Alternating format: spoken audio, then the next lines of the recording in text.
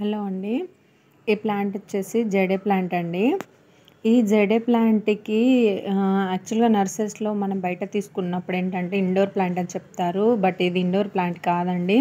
ఎందుకంటే మనం ఇంట్లో లోపట పెట్టుకున్నామంటే ఇది లీవ్స్ డ్రాప్ అయిపోయి యెల్లో కలర్‌గా మారి డ్రాప్ అవుతా ఉంటాయి.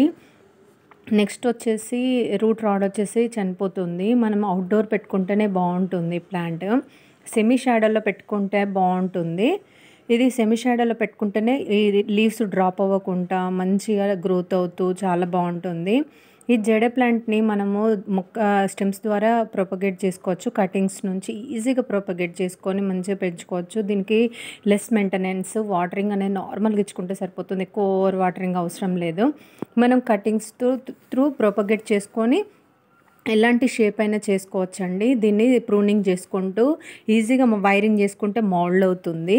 మనకు నచ్చిన షేప్ చేసుకోవచ్చు. హార్ట్ షేప్ కానీ, ఓవెల్ షేప్ కానీ, ట్రీ మోడల్ బోన్సాయ్ లాగా చాలా వరకైతే బోన్సాయ్ చేసుకుంటారు. నేనైతే ఓవెల్ షేప్‌లో చేసుకొని ఒక గణేష్ ఐడల్‌ని హ్యాంగ్ చేసి పెట్టుకున్నాను. ఫ్రంట్ బాల్కనీలో ఇంటి ముందు పెట్టుకున్నాను.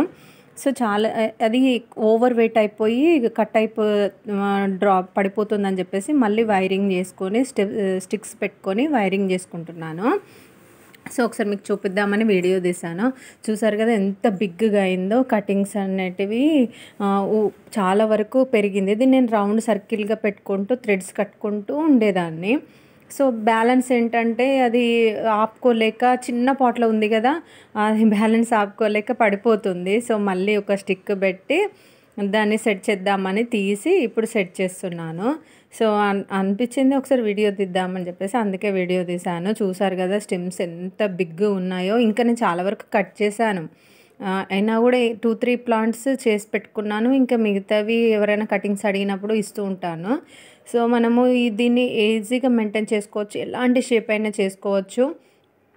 బోన్సాయ్‌లో దీన్ని చాలా మోడల్స్ వేసుకోవచ్చు. తక్కువ మట్టి యూజ్ అవుతుంది. దీనికి ఎక్కువ మట్టి అవసరం లేదు. దీనికి ఎలాంటి ఇన్ఫెక్షన్స్ ఉండదు. ఎలాంటి అంటే స్పెషల్ కేర్ అవసరం లేదు.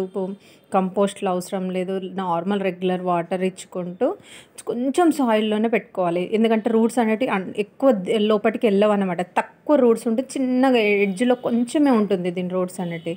సో, మనకు అంతగా డెప్త్ సాయిల్ అనేది అవసరం లేదు. చిన్న చిన్న పాట్‌లో పెట్టుకోవచ్చు. నిజంగా చెప్పాలంటే చిన్న కప్స్‌లలో కూడా పెట్టుకోవచ్చు ఈ ప్లాంట్‌ని మనం మెయింటైన్ చేసుకుంటే. అది బోన్సాయ్ చేసుకోవాలనుకుంటే. సో, నేనైతే ఈజీగా నార్మల్‌గా ఏదో అట్లా పెట్టాను. ఇక గ్రో చేసుకుందాము అని చెప్పేసి పెట్టుకుంటే ఇది ఇంత పెద్దగా అవుతుంటే సరే దాన్ని ఊరికే అలా వైరింగ్ చేసుకుంటూ రౌండ్‌గా తిప్పుకుంటూ పెట్టానన్నమాట. ఇప్పుడు మళ్ళీ నెక్స్ట్ టైం ఇలా రౌండింగ్ స్టిక్ పెట్టుకొని రౌండ్ చేసి గణేష్ ఐడల్‌ని హ్యాంగ్ చేసి కొంచెం లీవ్స్‌ని వదిలాను. ఎందుకంటే లుక్ కోసం గణేష్‌కి కొంచెం షలని.